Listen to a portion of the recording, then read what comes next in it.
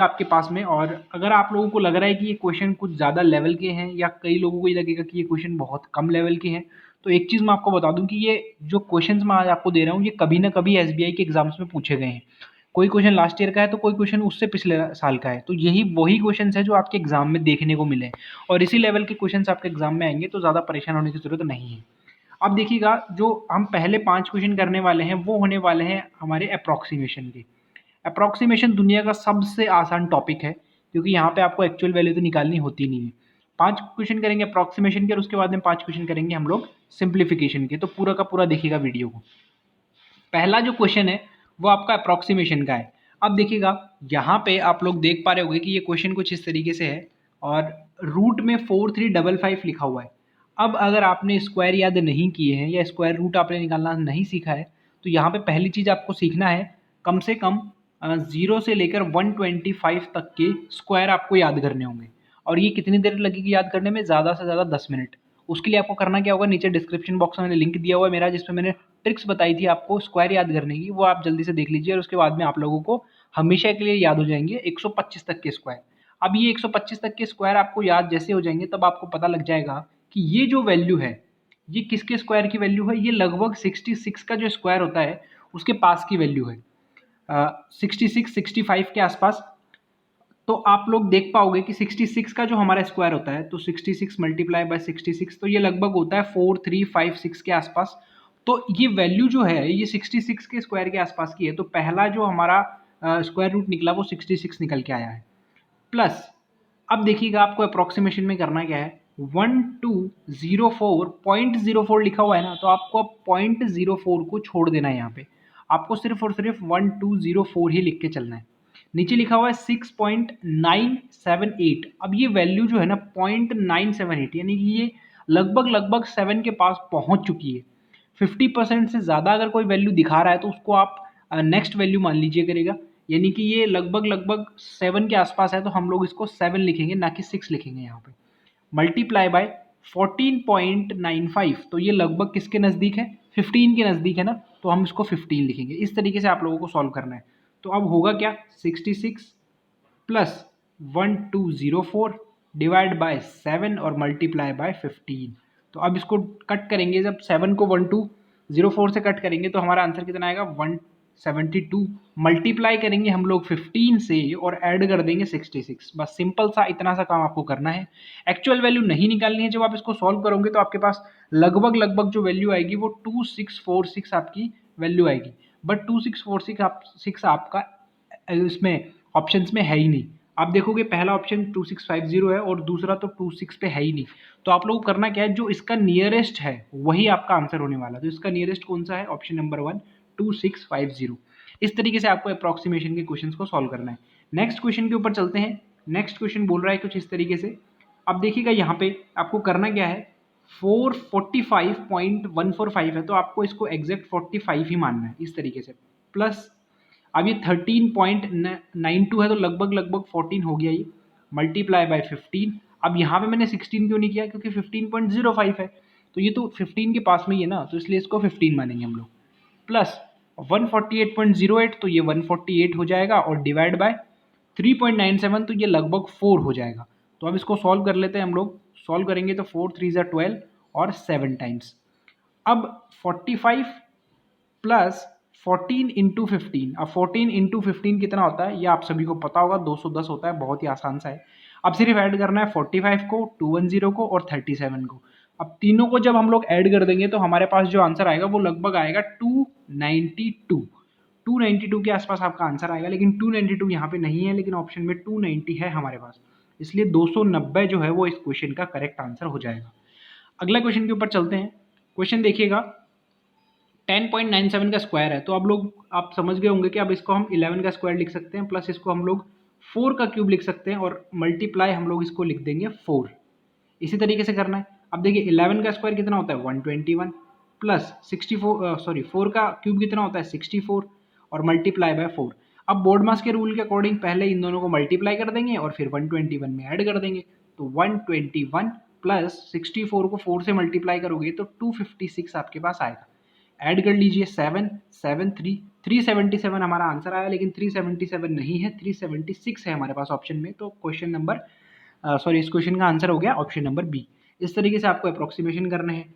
ये question number 5 है और इसका जो आंसर है वो आप लोगों को कमेंट सेक्शन में बताना है। इस क्वेश्चन का आंसर आपको बताना है कमेंट में सॉल्व करके, जितना जल्दी आप सॉल्व कर सके। एक और अप्रोक्सीमेशन का है, ये हम लोग सॉल्व कर लेते हैं। अब देखिएगा इस क्वेश्चन में क्या करना है आपको क्वेश्चन मार्क की वैल्यू निकालनी है। अब देखिए यहाँ पे कुछ भी पॉइंट्स में है ही नहीं, तो आप लोग इजीली इस क्वेश्चन को सॉल्व कर सकते हो। लास्ट जो क्वेश्चन था उसका आंसर आपको कमेंट सेक्शन में देना है। अब देखिएगा इस क्वेश्चन में क्या करना है आपको, जब आप 23 को 15 से मल्टीप्लाई करोगे तो 345 आ जाएगा, -60 एज इट इज रह जाएगा, प्लस अब मैं क्वेश्चन मार्क को x लिख सकता हूँ और डिवाइड बाय 31 कर सकता हूँ। तो अब इसको एक बार आप लोग सॉल्व कर लो। 345 माइनस 60 कितना होता है 285।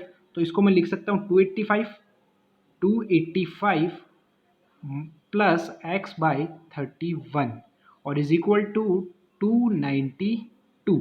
इस तरीके से मैं इसको लिख सकता हूँ। अब देखिए 285 इधर पॉजिटिव का है, इधर जाएगा तो नेगेटिव का हो जाएगा, और 285 जब 292 में से माइनस होगा तो 7 बचेगा। तो अब यहाँ पे आप लोग इजीली कर सकते हो कि x बाई 31 बचा हमारे पास और इधर 7 बचा, तो मल्टीप्लाई कर दीजिए बस। 7 7 3 जा 21, 217 हमारे पास आंसर आ गया। एग्जैक्ट आंसर मिल रहा है हमें, तो 217 इस क्वेश्चन का करेक्ट आंसर हो गया।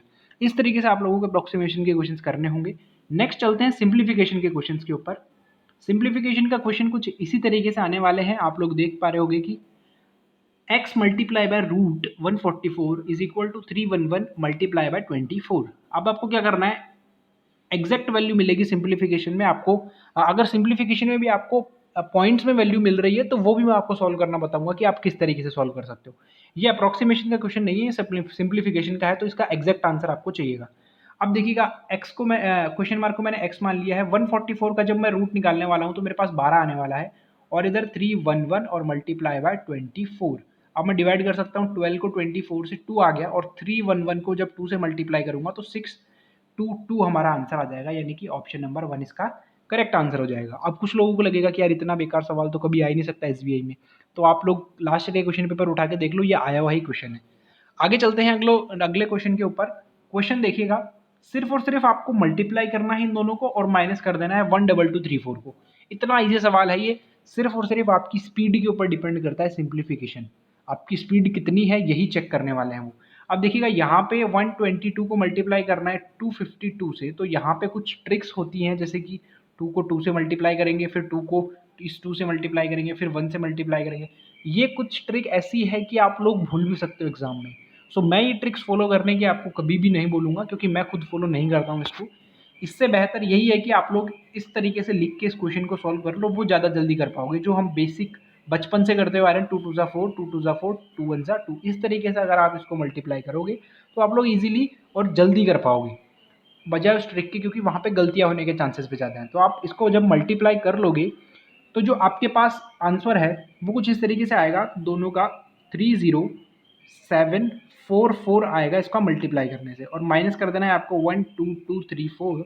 तो आपका करेक्ट आंसर कौन सा हो जाएगा, ऑप्शन नंबर बी 18510 आपका करेक्ट आंसर हो जाएगा। चलते हैं अगले क्वेश्चन के ऊपर। अगला क्वेश्चन देखिएगा फ्रैक्शन का है, और ये भी आया हुआ सवाल है, बहुत ही अच्छा सवाल है। यहाँ पे देखिएगा 4/5 लिखा हुआ है, 5/25 लिखा हुआ है, और ये लिखा हुआ है 1 2/5। अब आपको क्या करना है, यहाँ पे इनको लिखना नहीं है, आप लोग बस इसको सॉल्व करो। कितना हो जाएगा ये 7/5 हो जाएगा। आप जब इसको सॉल्व करोगे तो 5 1 जा 5 + 2 7/5। बस आपको दिमाग में रखना है कि यहाँ पे 7/5 है। अब देखिएगा इनका एलसीएम ले लीजिए, यहाँ पे 25 एलसीएम आ जाएगा। तो फर्स्ट को सॉल्व करेंगे तो 5 से डिवाइड करेंगे 25 को, तो 5 टाइम यानी कि 20 आ गया, प्लस सेकंड वाला एज इट इज़ 5 आ जाएगा। लास्ट वाला देखिएगा 7/5 है, तो 5 से डिवाइड करेंगे जब 25 को तो 5 आया, और 7 से मल्टीप्लाई किया तो 35 आया। ये चीज़ आप समझ पा रहे हो या नहीं समझ पा रहे हो, ये भी कमेंट सेक्शन में बता देना मेरे को ज़रूर से ज़रूर, ताकि अगली जो वीडियो होगी मेरी उसमें मैं डिटेल में आपको समझा पाऊँ। क्योंकि कई बार होता ही है कि हम लोग छोटी छोटी चीज़ें मिस कर जाते हैं, और अगर इतना आप लोग समझ पा रहे हो तो यकीन मानिएगा आप लोग बेहतर कर सकते हो एग्जाम्स में, इतना जल्दी अगर आप सॉल्व कर पा रहे हो तो। अगला जो चीज़ देखते हैं, इनको सिर्फ और सिर्फ ऐड करना है और डिवाइड कर देना है 25 से। तो देखिए 35 + 5 कितना होता है 40, 40 + 20 कितना हो गया 60। अब 60/25, 60/25 को जो आप सॉल्व करोगे तो ये आएगा लगभग 5 से डिवाइड किया 5 और 12 तो 225 यानी कि ऑप्शन नंबर डी इसका करेक्ट आंसर हो गया। इसी तरीके से आप लोगों को सॉल्व करना है। अगले क्वेश्चन के ऊपर चलते हैं।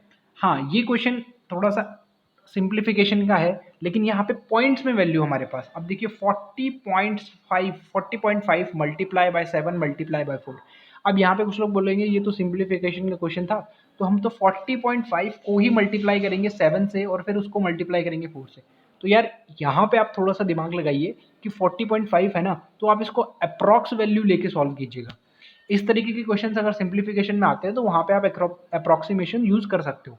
तो इसको यूज करोगे तो आप ये 41 हो जाएगा और मल्टीप्लाई बाय 28 हो जाएगा। 7 4 का कितना होता है 24, ब्रैकेट क्लोज है, डिवाइड बाय 6 है, माइनस 64 है। अभी 64 कहाँ से आया, 8 का स्क्वायर हो गया।